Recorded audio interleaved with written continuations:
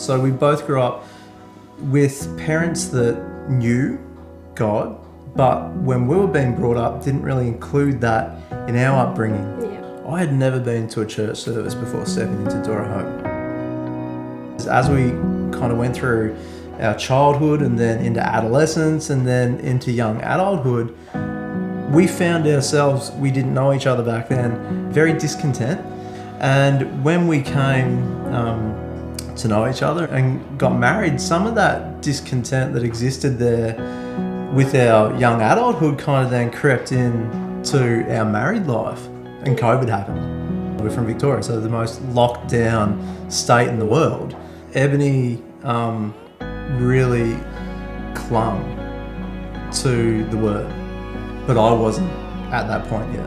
Yeah, you just start having all these convictions about things that you're sorry for, like genuinely sorry for. You're repenting to him and saying, like, help me. We needed to escape Victoria for financial reasons. Yeah. So we came here for work and a new start in that regard.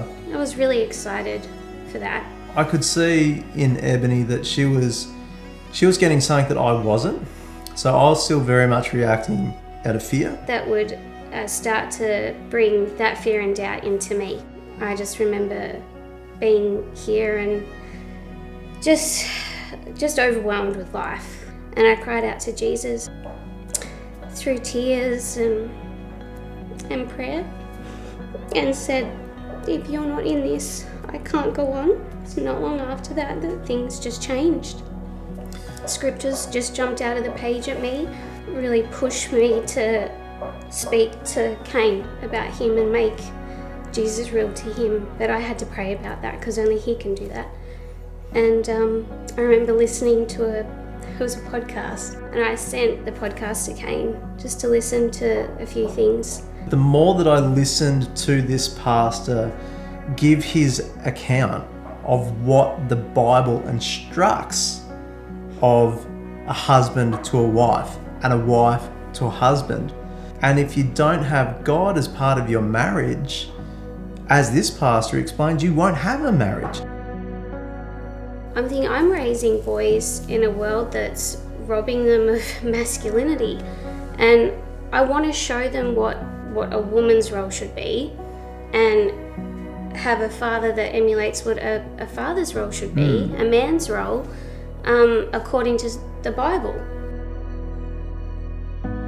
And I think that the fact that we came here during COVID, it gave us an opportunity to go, you know what, we're not going to subscribe to the craziness of the broader scope of society here. He's transformed our lives, our view on life, what our the order of priorities. I think when you get to that point, you have that encounter, you want to go to church, you want to pray over your children, you want to you feel like you're praying all day. Like it's radical.